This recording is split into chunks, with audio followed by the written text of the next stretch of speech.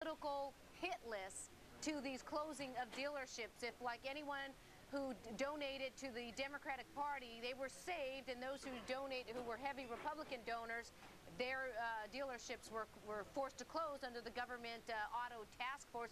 Albeit, we have to say that their analysis, they did say, you know, it wasn't 100%. They were kind of making some jumps and leaps. Your take on all of this? Well, I'm sure those of you at Fox will be fair and balanced as you analyze it and make the right decisions on it. But we're focused here on Texas on creating jobs and being fair and balanced with our economy. And that's the reason that you're seeing so many people move to the state of Texas. Matter of fact, we just finished a legislative session here where I'm sure there are 49 other governors that would love to be standing up and announcing a tax cut for 40,000 small businesses, as I did 2 days ago. We left $9 billion in our rainy day fund, balanced our budget, and Texas is still open for business. And send those car dealerships down here. We'll be glad to have them in Texas. Governor, great commentary right there, sir. We were talking about that early in the show. Agree with that. Also, Texas, if I'm not mistaken, right-to-work state. Is that right, sir? It is. It's one of the reasons you saw such companies as a great industrial name, Caterpillar, that closed down 2 of their engine manufacturing operations, and announced that they were going to consolidate all engine manufacturing to Seguin, Texas, just north of San Antonio, Texas.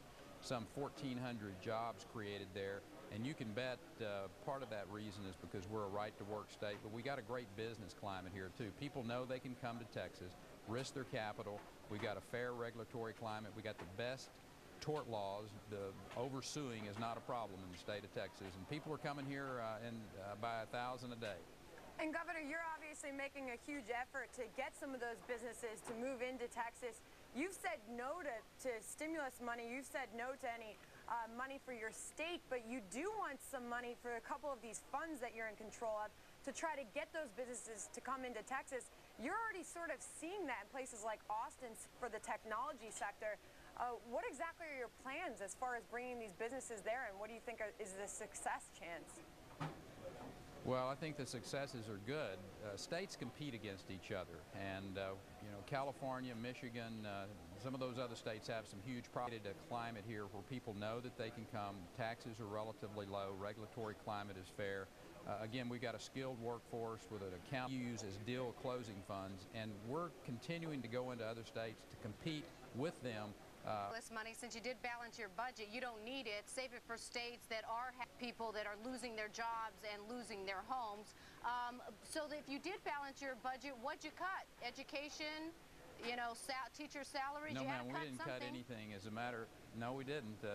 We'll be happy to show you that budget. What we did is basically we had pretty much a level budget on our general revenue side. I think it grew a little less than 1% from our previous biennium budget.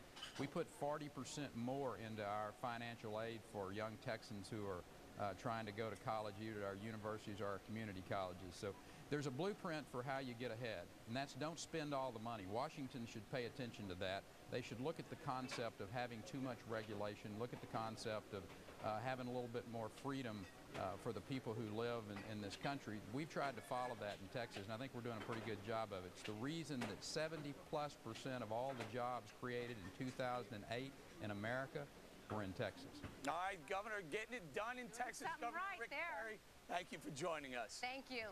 Proud to be with you. All right, proud to have you, sir. On tap, United Airways pushing a bidding war between 2 big manufacturers. Would the company miss the mark by just buying American? And Venezuelan dictator Hugo Chavez has a few choice world for his comrade, President Barack Obama. Will his words hit home? We'll break it all down when Happy Hour continues here on Fox Biz, the only business network in True HD.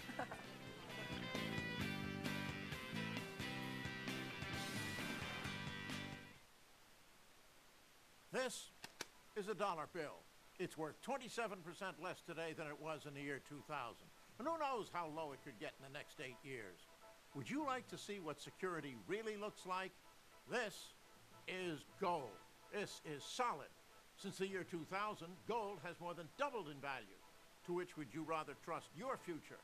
The dollar, the yen, the euro? Unreliable. If you're looking for security, it all comes down to this: gold and Roslyn Capital. Rosalind Capital takes the time to listen. In these tough times, that's more important than ever. With an honest partner like Rosalind Capital, it is never too late to establish a solid plan. Buy your gold where I buy mine. Rosalind Capital. Call today and ask for your free guide to owning gold. The call is free and definitely worth your time. Call Rosalind Capital and tell them Gordon Liddy sent you.